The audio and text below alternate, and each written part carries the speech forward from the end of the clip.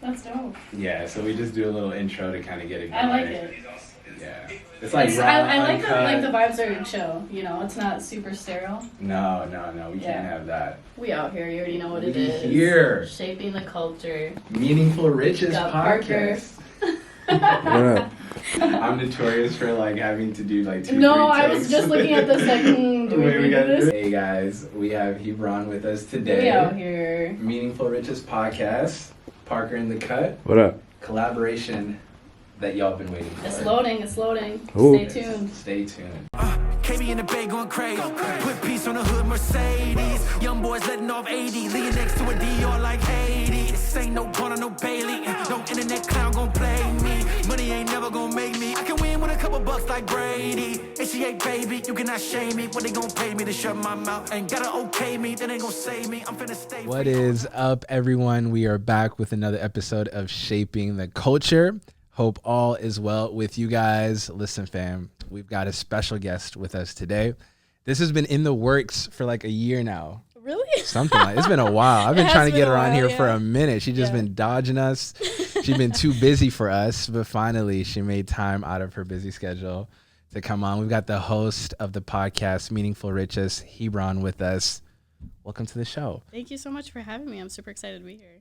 Yeah, excited to have you too. Truly love what you're doing with your podcast. I just gotta give honor where honor is due. If anybody is a fan of podcasts, you gotta check out her podcast. She covers so many different topics, from marriage to finance to friendship. You cover all of it. You know, Yeah, we're a whole 8 episodes deep. All right.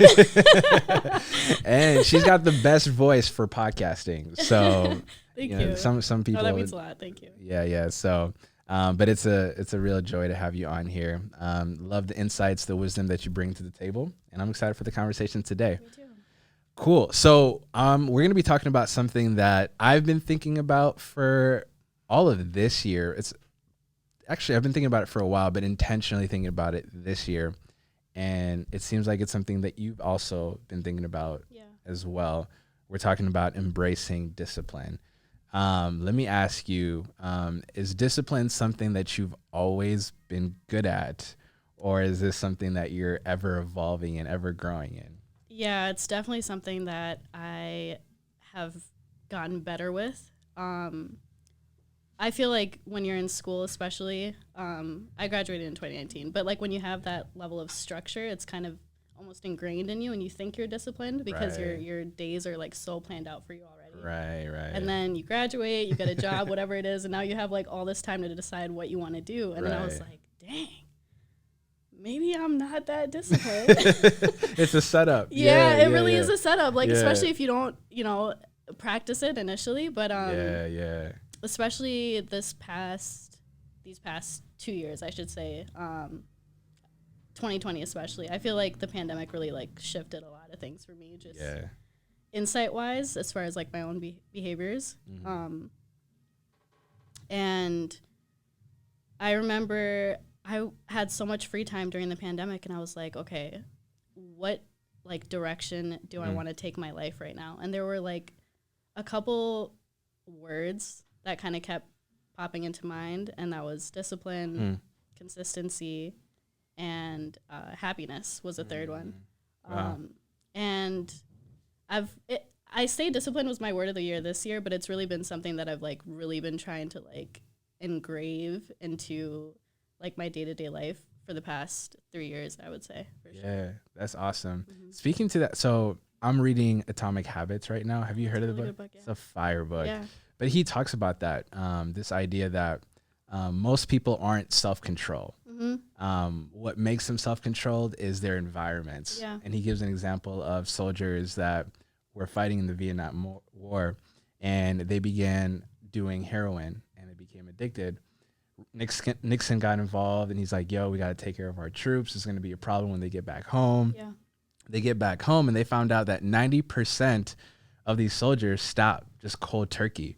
And what they found out was the environment is what triggered their drug use. Right. And so when they're out there fighting in war, they're seeing battle, they're seeing friends lose their lives, they're, you know, stressed out by them possibly losing their lives. And so that's kind of like what led them to take the drug. But when they got home, they don't have all these triggers. And so now they're like, cool, like we don't need this. And speaking to that point, I think like we have been conditioned our whole lives to go to school, come back, study, do our homework, maybe do an extracurricular activity, and then call it a day, go back, sleep, wake up in the morning, do it all over again. And then when you have all this free time, you're like, okay, what am I going to do with all of this? I'm intrigued by what you said, because a lot of people don't take the time to sit and reflect and think, okay, how can I enhance my life? How can I make use of my life, of my time? What kind of took you to that place? What inspired that? Because I know a lot of people who wasted their quarantine, a lot of people who squandered that thing, and wish that they could actually go back and set themselves up. What kind of led to you wanting to take discipline, happiness, and what was the third one again? Consistency. What inspired that? Yeah. Well, I don't want to make it seem like the pandemic started and right off the bat I was like, like what am I going to do to change my life? Because it definitely took like a couple weeks to really like do some like deep self-reflection. And I think a big part of that was just how much time I had. I think especially when I was in school, like my coping mechanism for a lot of things is just being like super busy, just so I don't have to deal with whatever it is that I'm going through at that time. Right. And then during the pandemic, it was like by force. Like I had no other option. Face your fears. I was like, whatever it is that I'm like unhappy about, whatever it is I'm struggling with, like I kind of had to face it like head on.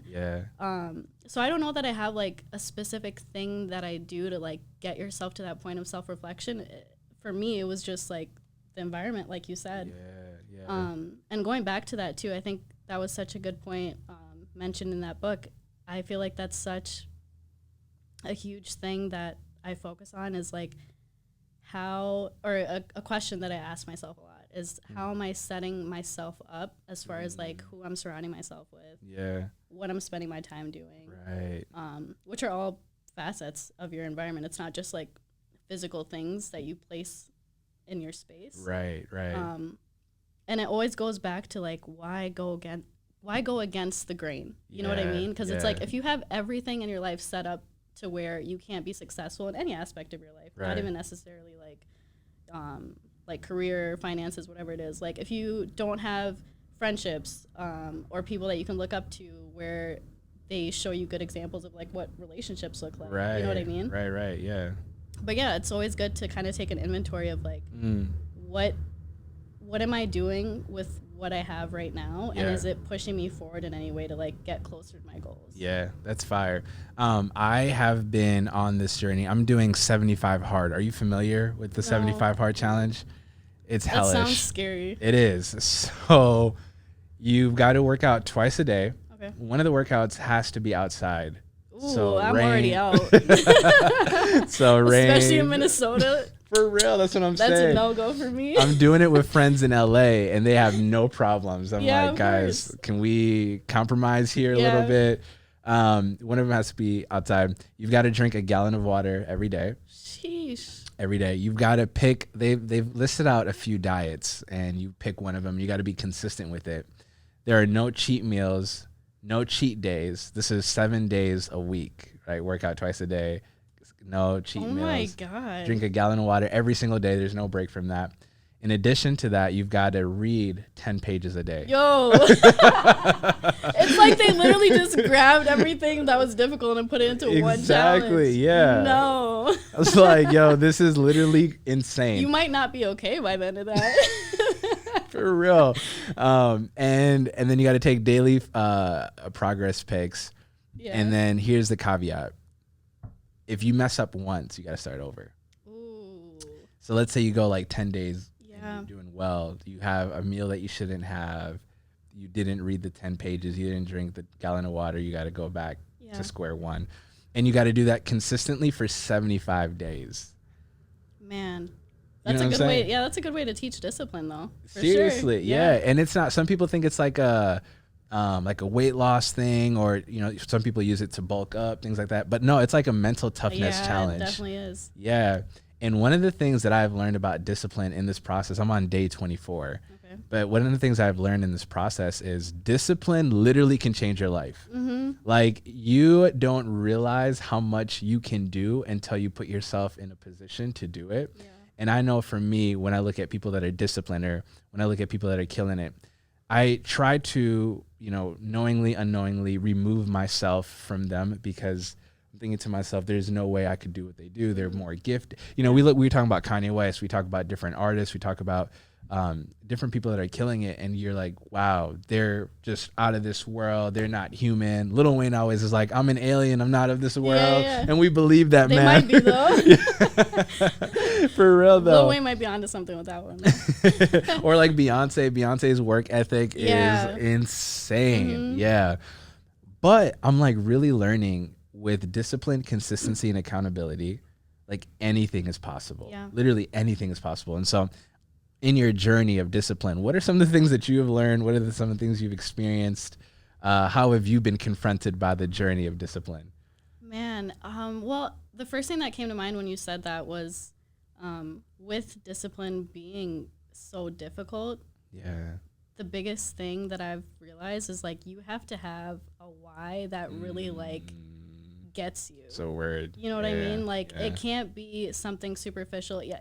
For example, if one of your goals is like working out or whatever, a lot of times just physically looking good isn't a big enough why to like go through a lot of like the pain that you have to go through when you're working out, because it's hard. Yeah. But like, I don't know, if maybe like your family members or whatever it is went through certain illnesses, or like you're trying to have more energy to spend time with your family and your kids and like make sure that you have a long, healthy life, not just a long life. Yeah. That might be a why that gets you up every time, even when you don't want to go. Yeah, absolutely. And for me, like with discipline, a lot of times that I've noticed myself kind of like falling off is when I haven't really sat down and asked myself, like, why am I actually doing what I'm doing? Yeah. Because then there's nothing to really like motivate you on the days that you don't want to do it. Right. And it goes beyond discipline. I mean, it goes beyond motivation is what I mean. That's the whole point of discipline, right? Absolutely. Because it's like motivation is based on what you feel. And then discipline is like regardless of what I feel. That's a word. Yeah, that's real. I think that why component is essential. And, I think that a lot of the reasons why we quit is because we have the wrong motivations. Yeah. We have the wrong why. And we really need to sit and discover. We need to really sit and reflect, kind of like you did, and think about, okay, what do I want my life to be about? I don't know about you, but as of late, I don't even know why I'm thinking about this. I'm still young, but I've been thinking a lot about legacy. Really? Thinking about, what am I going to leave behind? Yeah.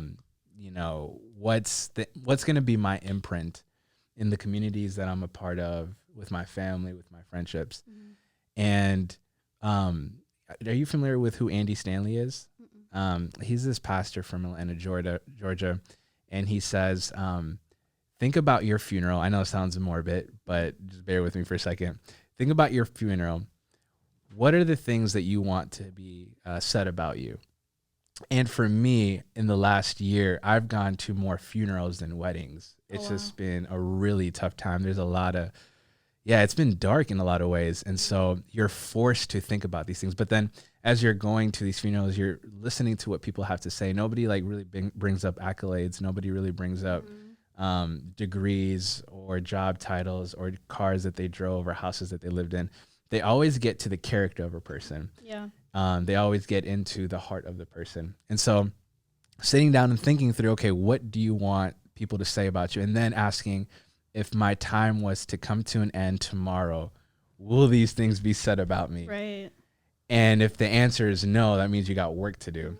And that's kind of what I've been thinking through as far as legacy. Like, how do I want to leave an impact? How do I want to leave an imprint that will inspire people to love God better, to love people around them better, and to live a purpose-filled life? Because what we have is so short. Yeah. It comes like this. And so having a why is so essential, and it takes you very far. Yeah. I think that's such a good point too, because a lot of times when we think about discipline, the first thing that comes to mind is career or like finances or like things outside of yourself, really. Right. But you can be disciplined with your character, how you treat other people. You know what I mean? And it's like, are you being consistent in the way that you are with people? Like, are you going to describe me and and your experience with me the same way someone else or a stranger? Right, you know what I mean? Like, am I in a way being two-faced because I treat people that are closer to me better than people I don't know? Right. You know? So there's so many different aspects of your life that you can be disciplined with. It's not just about, you know, finances, career, and all that stuff. That's real. Yeah, a mentor of mine once said, true maturity is being the same person everywhere you go. Yeah. You know what I mean? So your parents say the same thing that your friends say about you, and your friends say the same thing your teachers say about you, and your coworkers. And so I love how you said discipline bleeds into every facet of life. When you sat down and thought through wanting to be more disciplined, were you thinking about a specific area of life that you wanted to be disciplined in, or were you thinking holistically being a disciplined person? That's a really great question.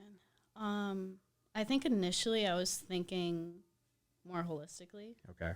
But then, like, with more time, it got a little bit more specific in, like, what areas of my life I was really noticing that I was less disciplined in. Right. Like, for example, I just got a trainer. Okay. There you go. Yeah. So that's huge. Like, congratulations. Yeah. RIP though. That's why I'm laughing. I mean, it'll be worth it, but like, you know. Yeah. So it eventually got more specific. So it got more specific with health for sure. Yeah. Just because it's really important to me to like have the energy to actually go and do the things that I want to do and accomplish the things that I want to do. Right. The last thing I want is like to go through life and not feel it fully because I'm not healthy. Yeah. So that's been like my number one thing this year. Sure. Outside of that, finances for sure. Yeah. And what was another one that I was like, it was mostly just health and finances, honestly. Because I feel like those are huge. Yeah. Yeah. Like the health of those two things can change a lot about our lives. Yeah, exactly. Yeah, that's awesome. I love that you said you started off general and then moved into more specific things. I have realized over time that success is a byproduct of being incredibly specific. Right. You know what I'm saying? Like you've got to work at one thing over and over and over and over again. If you have like a specific goal, the chances of you getting better at it are a lot better than you just trying to hit a whole bunch of things. And something I've discovered on this journey of discipline is you've got to carve out certain goals and zero in on them. And then once you kind of overcome them or you mastered them, move on to the next thing because discipline is it's tough. Like it's hard to be disciplined with like 5 different things at the same time versus like, you know, let me make sure I have this down, and then you'll feel more confident too once you have one thing in your back pocket and you're like, okay, I've done this. I can definitely move on and accomplish something else. But you brought up a good point too, where you said, what was it? Success is a byproduct of being extremely specific. Yeah. Oh God. I'm laughing. I feel like you've got a testimony. Yeah. So initially when I started, or before I started my podcast. Yeah. My biggest issue was like, I had such a huge like idea and dream for it. And I think a lot of people get caught up in this. Where like you have a goal or whatever it is that you want to accomplish, and in your mind you kind of build up this image of what you want it to look like, and it eventually like you build it up to the point where it becomes too big, and you haven't even done like the first thing towards it yet, but now in your mind you have like all these different things that you're gonna do and accomplish, and like that almost becomes a hindrance because you've created something that's so big that it intimidates you now. Right, that's a word. So for me, that was an issue with the podcast for a long time because I was like, dang, like I couldn't even live up to the standards that I set for myself before I even like put anything on paper. Before I even bought anything to even make a podcast or like I didn't even know the name of the podcast at this point. I was like literally just in my head laying in bed like, we're gonna start a podcast. This is gonna be dope. World domination. Meanwhile, nothing's getting done. But yeah, and then I realized like I'm not actually doing anything to move myself forward if this is something that I want to accomplish. So then I was like, okay, what's the first thing that I need to do to actually move myself one step forward? let me buy the equipment, or Yeah. like, let me actually solidify the podcast name, Yeah. or like, let me pick, it could be as simple as like, let me pick like my theme colors, whatever it is. Yes. Because it's like small wins like that Yes. that kind of continue to motivate you, where you can move on, versus like a huge goal. You have really no direction of like how to even get there. Yeah. Now it's like, I know what I need to do, A, B, C, D, to Right. like be consistent with that, to eventually build the dream that I saw from the start. Yeah. You just dropped a whole bunch of gems right there. Not to keep referencing atomic habits, sorry. Atomic bombs, atomic habits, but like right out the gate in that book, the first chapter talks about being 1% better. Yeah. Like the aim isn't to be 100% better tomorrow. It's to be 1% better. And so if you want to start, we're both podcasters, so we can both relate. When I first started shaping the culture, I didn't have the equipment that I have today. I started off with a snowball mic. Mm-hmm. And even when I would interview guests that weren't in-house, I would literally take my phone, put it on speakerphone, and put it up against the snowball mic. And the quality was trash. Yeah. But I was like, this is what I can afford. This is what I got, what I can do. And once I've mastered this, then I can move on to the next thing. I moved on from a snowball mic to a better USB mic. From there, I went on to that mic, to these mics, and then now have these mixers. And then we're like, we want to be on YouTube. It's like, all right, let me buy one camera. All right, let me get some lights. Let's get angles. And so, and this has been a 5-year journey. Like this April, I'll be celebrating 5 years of doing this podcast. And I look and I'm like, man, there's still so many things I need to get done. There's still so many things I can improve on. But when I look back, I'm like, yo, I've come such a long way. And it's because, to your point, you're just mastering these little things. Figuring out the name is a huge deal. Figuring out who you want to be, your identity. Like, what are you, what's your message? What's your message? What are you bringing to the table? Do you have a design? Are you gonna have a co-host? Are you gonna do any solo episodes? Like all these, having a vision for the podcast, like all of that goes a long way. And so, and that's true with anything in life. I'm also a church planter, and when we planted, you know, my team knows I'm a big vision guy. Yeah. I'm a big picture guy, and the little stuff stresses me out. Yeah.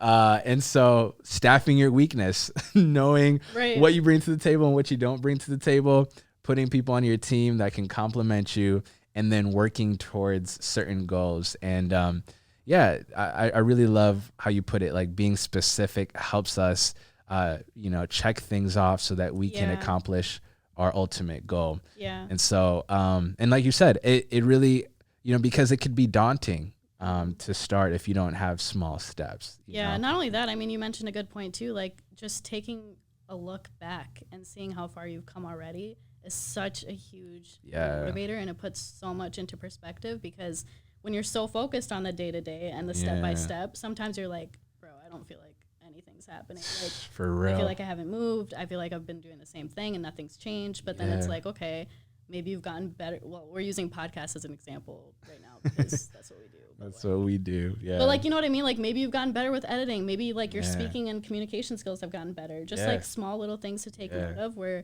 you've grown. I think it's important to look back and like definitely take a note of that. Yeah. I listened to this pastor who also is a podcaster, and he says he comes up with an analogy one analogy every single day, and that has helped him become a better communicator. And so, to your point, just taking one thing and working at it. I had a question for you. Yeah. In your journey to embracing discipline, becoming more disciplined, have you found yourself hitting a wall? Like, man, I really want to get to this, but for some reason I keep falling short. And if so, how did you get over that hump? Ooh. I don't know if I've gotten over that hump. For me, the thing that I keep hitting the wall with is with the podcast. It's definitely my like passion project for sure. And it brings me so much joy to do it. You know what I mean? But when something is that, sometimes there isn't a lot of urgency behind it because there's no one behind me saying like, hey, like you need to get this done. It's really just based off of like my schedule, whatever it is. So that's definitely like my number one thing this year. It's on my vision board too. I'm like, yo, you gotta like pick it up with the podcast here. But that's so yeah, real. I can't really speak to like getting over the hump yet because I haven't. But I mean, it's definitely something that I'm gonna work on. That's awesome. Yeah, I think we're all on a journey. I definitely resonate with what you're saying. Something I've realized with the 75 Hard Challenge is accountability helps with discipline. Yeah. I've realized when, someone once said, nobody has lied to you more than you've lied to yourself. How many times have you said, I'm going to start this, I'm going to complete that, I'm going to work on that, I'm going to get better at this, and then never do it. But I found myself continually telling myself, I got to get better in this, I got to get better at that. And every year it was the same thing over and over and over again. Like I would hit a wall. And one thing I've realized, I'm doing the 75 Hard Challenge with 3 other guys, and having someone to check in with daily, like having people to hold you accountable, having people that encourage you on days that you don't feel like doing 2 workouts, having people to like, cheer you on as you're crawling through the day and just finishing up what you got to finish. It goes such a long way. And I feel like one of the things I've learned in my journey to embracing discipline is I can't do it by myself. That like I can't trust myself to become who I want to become. That I'm gonna have to get around a tribe. And this is what you were speaking to earlier. You got to check your community. You got to check your surroundings. You got to check the people that you keep close, because they are that is indicative of who you become and how well you accomplish some of the goals that you set out for yourself. And I just find it interesting because in our day and age, the message is you don't need nobody. Solo. Me, myself, and I. Yeah, like I got this. Like I don't need any help. And there's like that classic saying, if you want to get there fast, go alone. If you want to go far, go with others. Yeah. And so how do you feel like accountability has helped you in your journey with discipline? Man, I feel like especially with because you got a personal trainer now too. I was gonna bring that up because that's just one area of my life, y'all. I'm like, I need somebody like in my face with like like one of those like spray, like a water gun or something to just like spray me with when I'm not like doing what I need to be doing. Funny enough though, my trainer's virtual because he's in another state, but it's same impact because he checks in on me every morning and he's like, hey, even beyond just like physical exercise, like did you do your affirmations, or like did you wake up at the time you wanted to get up? Did you go to sleep at the time you wanted to go to sleep? You know what I mean? Like someone that's there like constantly checking in and saying like, hey, are you sticking to the things that you promised yourself? You know, like why is it so hard for us to stick to things for us? You know what I mean? But I've seen like the biggest impact with that for sure. I think it's pretty obvious to say that plays a huge role when it comes to like faith and your relationship with God too. It's really hard to be disciplined if you don't have people holding you accountable in a lot of areas. And then with the podcast, I don't know how I would be able to like set something up like that, because my fear with that is I don't want that to feel like work. And I feel like if I have someone like checking in on me with that, I'm going to start to get annoyed. Like, you record an episode this week. You know what I mean? Like it'll almost like make me not want to do it. So I think there's like a fine balance between like finding accountability with things that like, you need it. And then maybe less so in areas that maybe you are doing like for fun or like a hobby type of thing. Yeah, that's deep. You said something about the trainer checking in on you. What do you think our relationship with delayed gratification is? Because sometimes I feel like one of the reasons why I fail with discipline is because I think we're all trying to attain some level of pleasure. I feel like there's pleasure in being healthy. There's pleasure in getting podcast episodes done. But then there's also the pleasure of sleeping in. And then there's a pleasure of not having to literally kill your body. Right. Well, that's the instant gratification, right? Instant gratification. Like now in our society, we kind of live like in this microwave bubble where like you get everything like this. And even if you take a look at the apps we use, like Instagram, Twitter, whatever it is, like getting a like on your post, that's instant gratification. And that literally changes the way that you react to like things that like your serotonin levels and stuff. They've done studies where like they take a look at the long-term effects of people who spend like lots and lots of time on social networking sites and like how getting that constant gratification and instant gratification makes it so much harder for them to be happy in a normal setting. Because our brains like aren't wired to be on a high 24/7. But that's what we're conditioning it to be through the apps that we're using, through whatever it is we're spending our time doing. So then when you're put in a regular situation like this, which for someone that maybe hasn't been on social media or like experienced those high instant gratification moments, this might be pleasurable or enjoyable to them and make them happy. But for someone else, it might be like, what is this? You know what I mean? Because it's like you've wired your brain to search for a high that's like more than what it even needs. Absolutely. You know what I mean? But with discipline and instant gratification, though, I mean, like, it just doesn't go together. Like, it's just like, it just doesn't go together. Like, if you're trying to be disciplined, you're not going to be instantly gratified. You don't need discipline if you're for instant gratification. You know what I mean? Like, the reason you're trying to be disciplined is because you're trying to do something that you know is going to take a longer period of time. You need delayed gratification. But I think one of the things that probably helps with that, because I know it's hard to continue to do something that you're not like seeing in some type of like reward, is kind of setting it up for yourself to like reward yourself for certain steps along the way. That's good.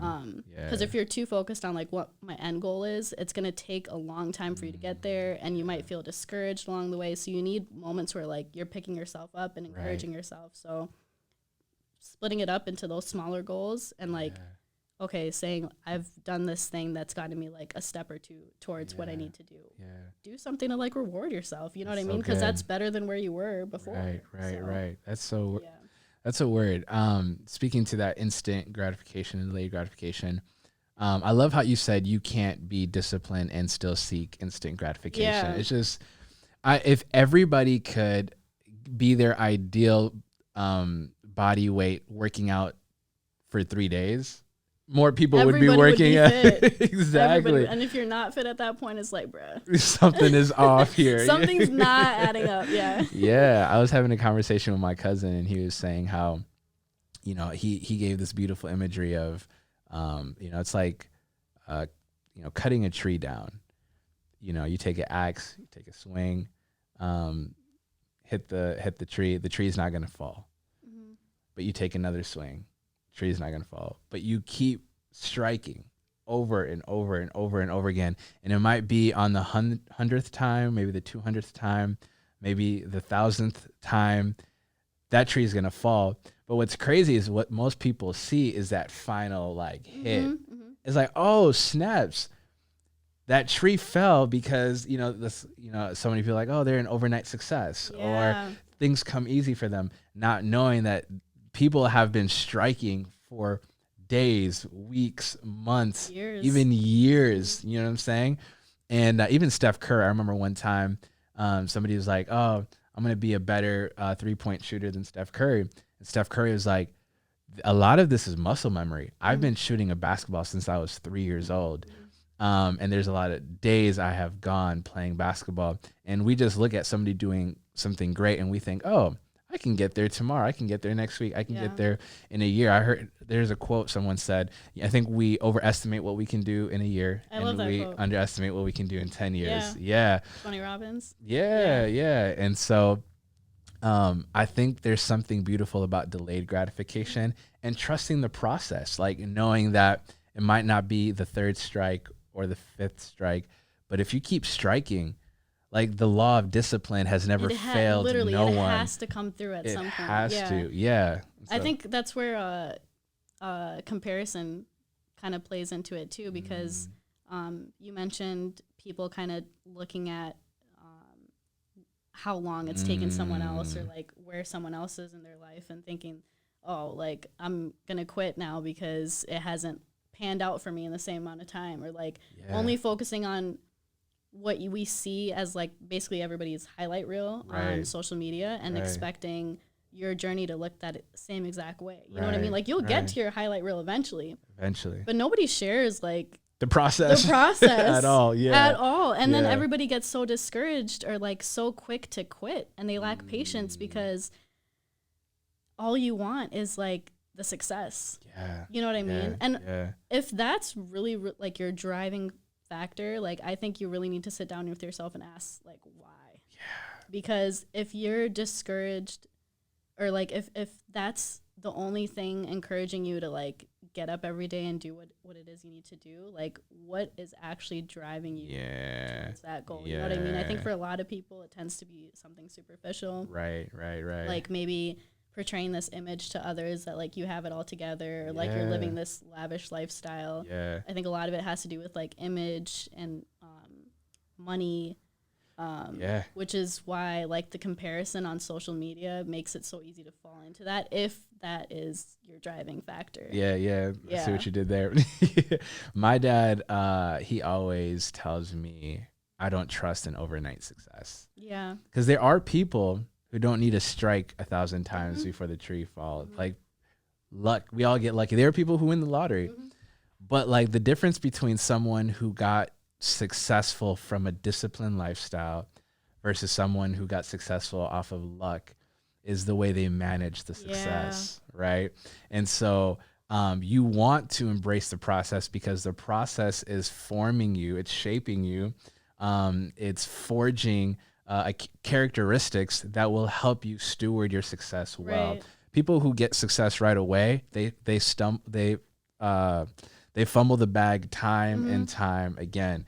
That's why I don't really like these new hip hop artists that are coming out. They've got a TikTok song that like makes them go viral, and we don't hear of them forever after that. Wonders, one hit wonders. And something I've learned about discipline is it not only helps you become who you need to be in the journey, but it also helps you steward what you're really after. It helps you steward the goal that you're trying to attain. Have you ever been in a situation where you have worked really hard? Maybe it's a degree. You worked for 4 years or whatever it is, and you finally got it and you valued it so much because you knew the work, the dedication, the sacrifice, the tears, the late nights, the no sleep that it took for you to accomplish whatever it is that you accomplished.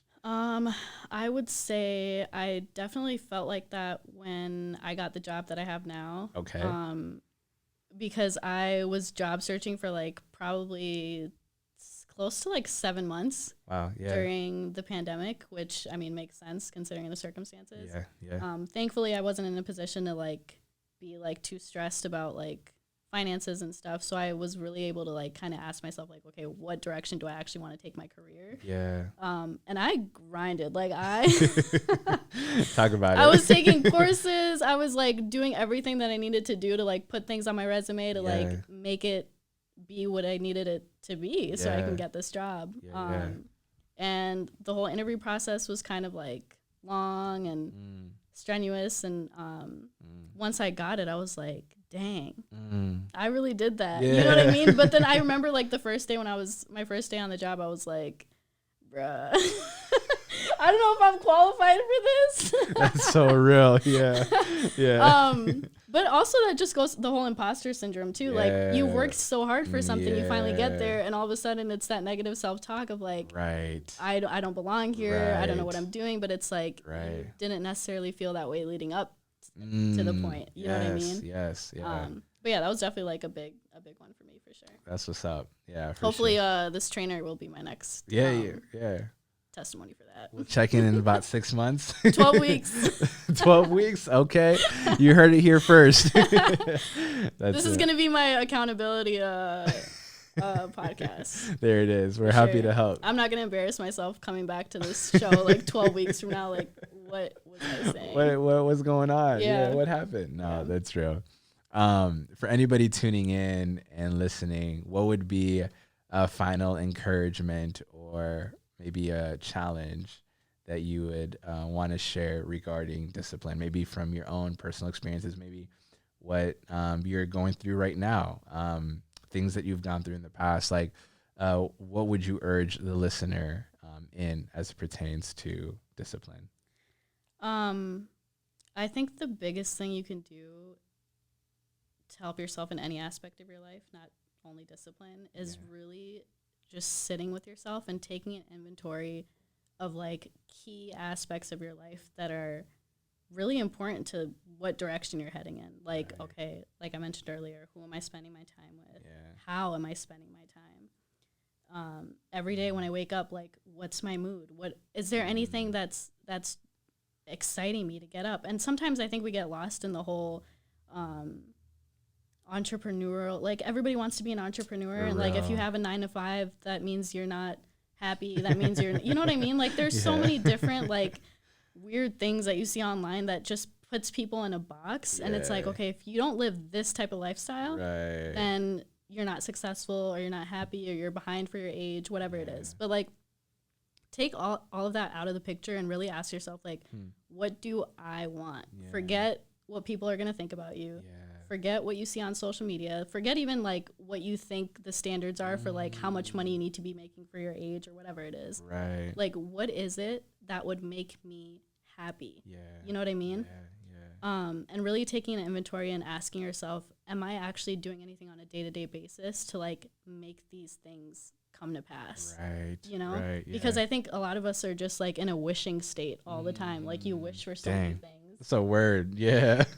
That's a word. I mean, like I'm guilty of that too. And it's like, okay, like it's not just gonna appear out of nowhere and all of a sudden like you're living this life that you want to live. Like you're gonna have days that are gonna suck. Like you're not gonna want to do the things that you need to do to like move yourself forward. But you have to remind yourself at the end of the day, it's like you're grinding for a bigger reason than just image, than just, you know what I mean? Like you mentioned legacy earlier. That's a huge thing for me. Like on the days that I'm like, man, like I don't want to do any of this, the first thing that comes to mind is like all the sacrifices my parents have made to like get me to the point that I'm at now and give me the opportunities that I have just by coming to America. You know what I mean? And it's like, how am I setting my life up so that my kids and my kids' kids don't have to go through the same struggles that I have to go through, or like I've had to go through? You know what I mean? Like that's like my biggest why for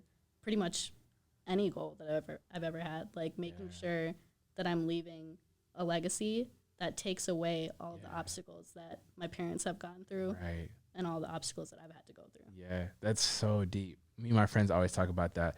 Like, we don't want our kids to make the same mistakes. We want them to make new mistakes. Yeah. You know what I mean? We don't want have a chance to make new mistakes. You know what I mean? For like, real. Yeah. You said something that I really need to ask a follow-up question to. What is the difference? Maybe because you said some things, and I want to make sure people get it as clearly as possible.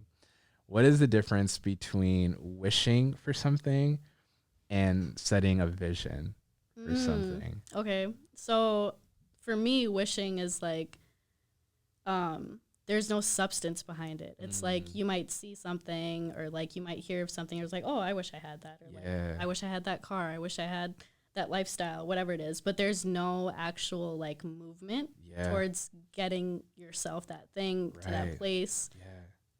Even to like that emotional state, whatever it is. Sometimes we wish, oh, I wish I was like as happy as them. I wish I like communicated the way they did. I wish I had that much confidence and energy.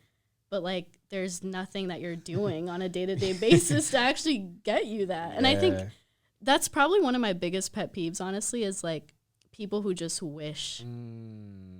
Because it's like, I just want to like shake you, because it's like I want you to experience same way that I want it for myself. Like I want everybody to experience and have everything that they dream of.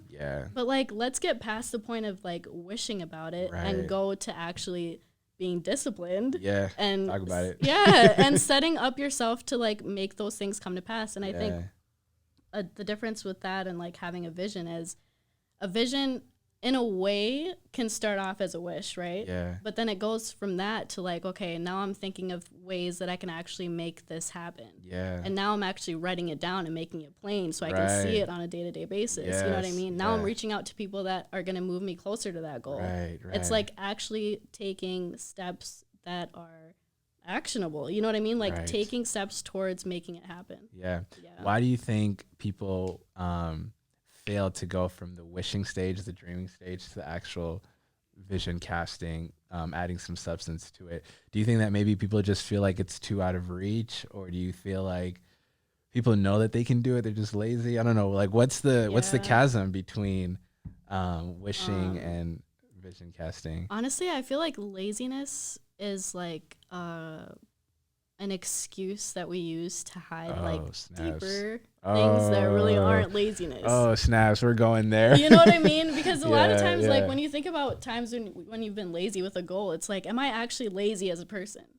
No, because Yeah. there's been areas of my life where I'm consistent, where I do it. Yeah. But why am I not doing it with this aspect of whatever it is that I'm trying to accomplish? A lot of Yeah. times it has to do with self-doubt. Yeah. A lot of times it has to do with like, okay, even like perception. Like, how are Yeah. people going to perceive me because I want to do this thing? Some people are embarrassed of their dreams and goals. Right. You know what I mean? And right. they're ashamed to admit like, oh, and it's not even necessarily something shameful, but like maybe you've like built your life around, or like your friendships around like this image of yourself that really isn't even you. Yeah. And yeah. like in reality, you have this goal or this dream or this thing that you want to do that doesn't align with that. And a lot of times Man, we there's just like got this deep. whole like, yeah, there's this whole like psychological thing with like, we're like, our need is to always have our behaviors match our self-image. And yeah. if you build up your self-image to be something that you're not actually, Right.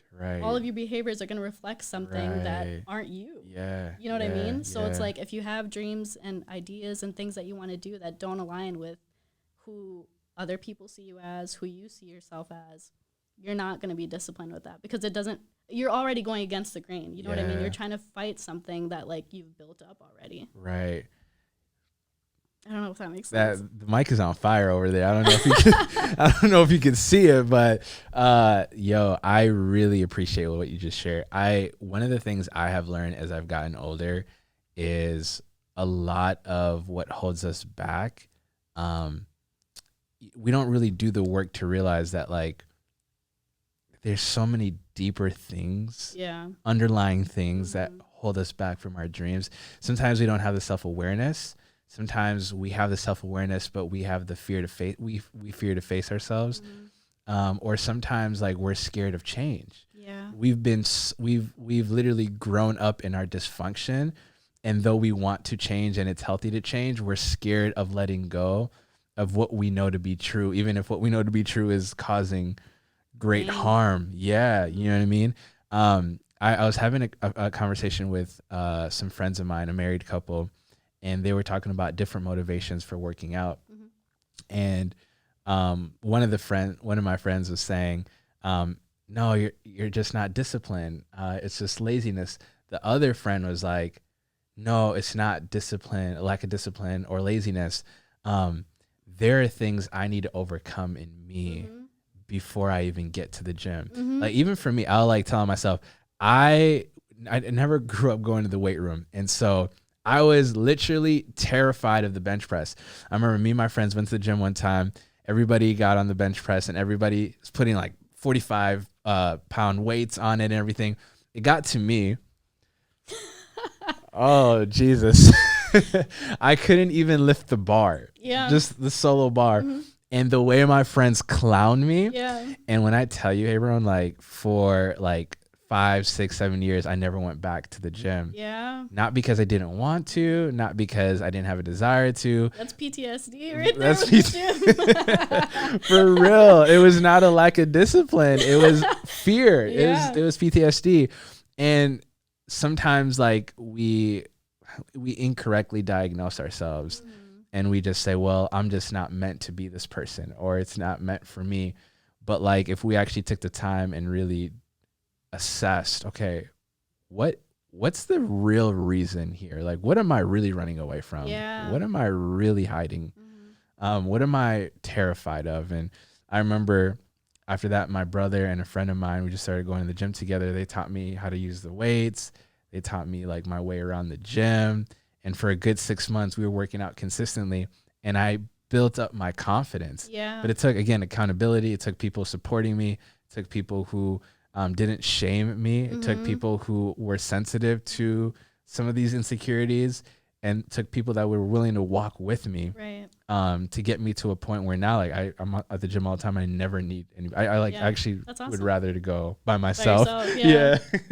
But like, if I never confronted that fear, I wouldn't be here today. And so that's why I really appreciated what you shared, because sometimes what holds us back isn't a lack of discipline, but maybe some trauma, some unresolved issues, some fears, some insecurities. Maybe like it's something someone told us a long time ago about ourselves, and we've just believed it all these years. Like, we've been carrying a lie all these years. And the thing about like lies is, if you tell it to yourself enough times, you'll believe it to be true. Yeah, and it will be true, because then your actions will match up with it. Exactly. Yeah. No, that's deep.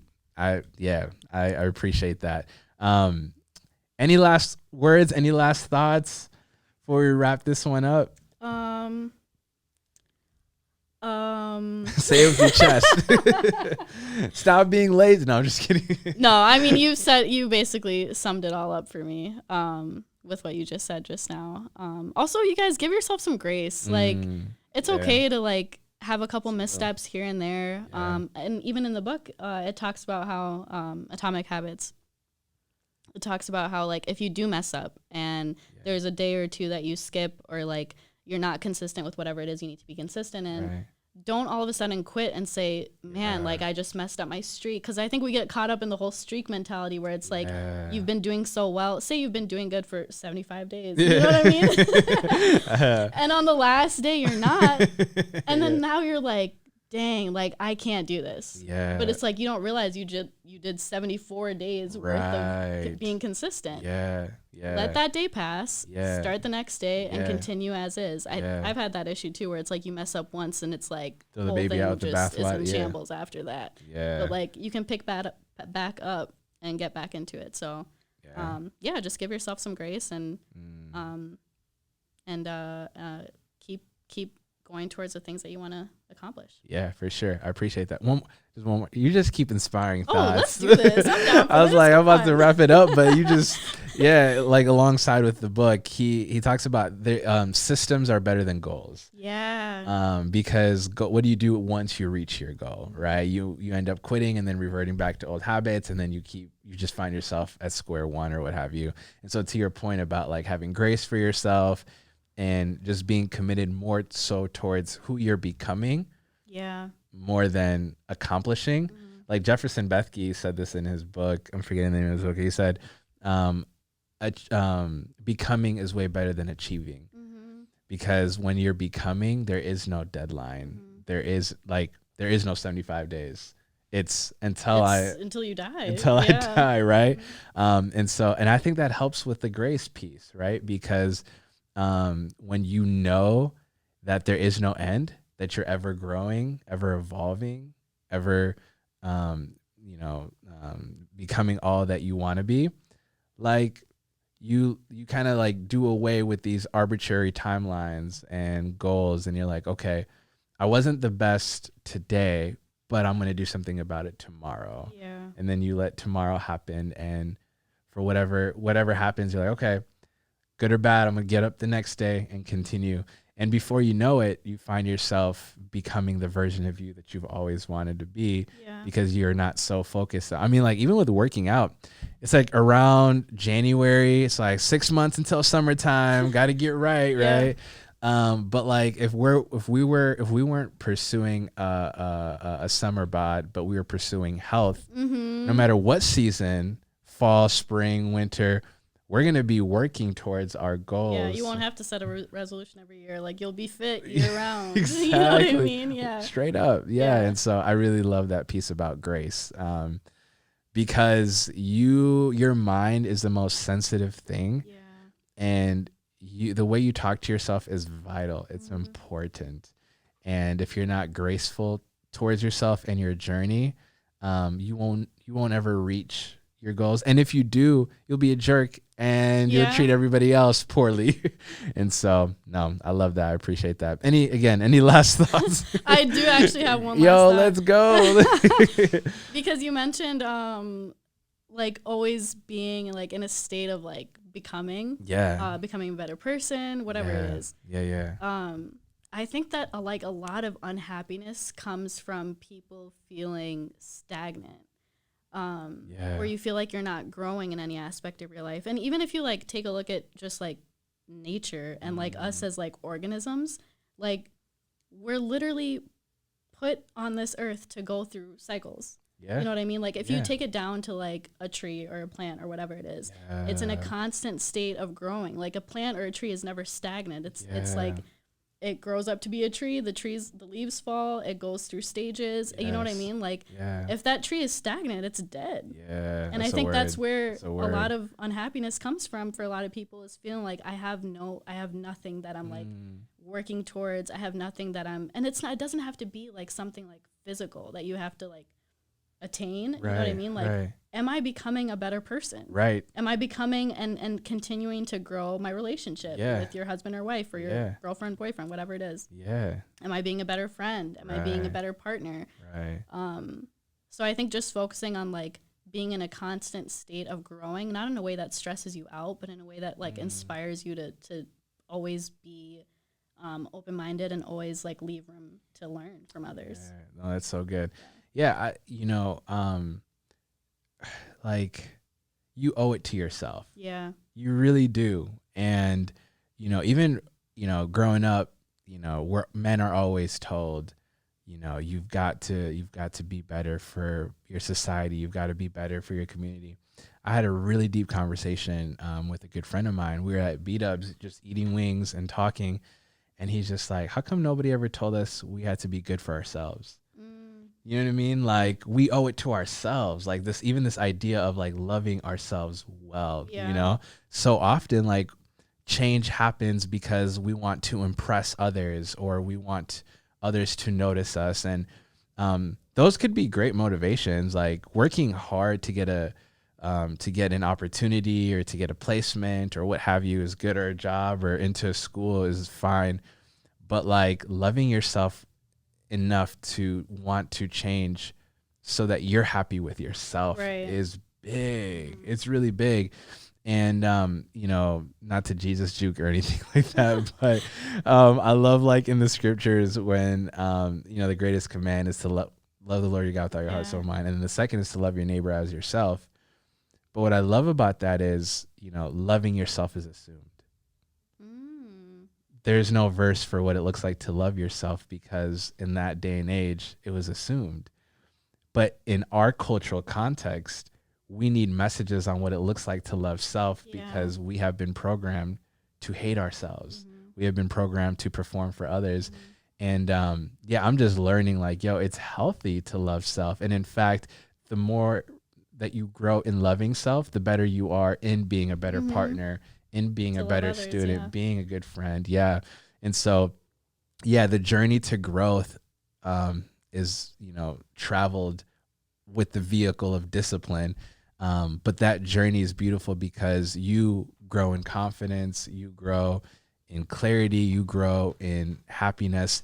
And when you feel good and when you are happy with yourselves, you're just lighter and you're able to share that light with others. Amen to that. Yeah. So, no, I really appreciate what you have to say about that. Yeah, you as well, for sure. Yeah.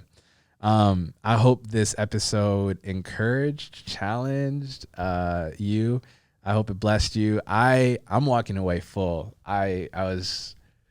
That was good. Yeah, me too. How do we get shy looking at the camera? I'm like, I know, right? Looking down at the ground, looking at the lens. I know. That's hilarious. Yeah. I know, like, for me, a big win with recording podcast episodes is when I forget that we're recording and I get lost in the conversation. Thank you for attaining that and for that win. I was thoroughly encouraged, and so hope you were encouraged by it too. If anybody wants to reach out to you, you want to give them your like social media handles or where they can find your podcast? Yeah. You guys can find me at Hebron_Girma.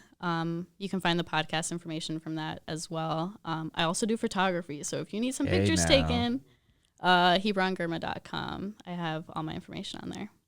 And thanks for having me. This was super dope. Yeah, thanks for conversation. Yeah, accepting the invitation. Yeah. This was edifying. I definitely learned a lot. Yeah, likewise, likewise. Well, until next time, family. Peace and Know what it grace. feel like, getting a deal, like touching the meal, like this ain't clout. This isn't real life, I got a real like price is better and it ain't no doubt. I ain't got time to debate, there's countries to save, Afghanistan, Cuba, I pray.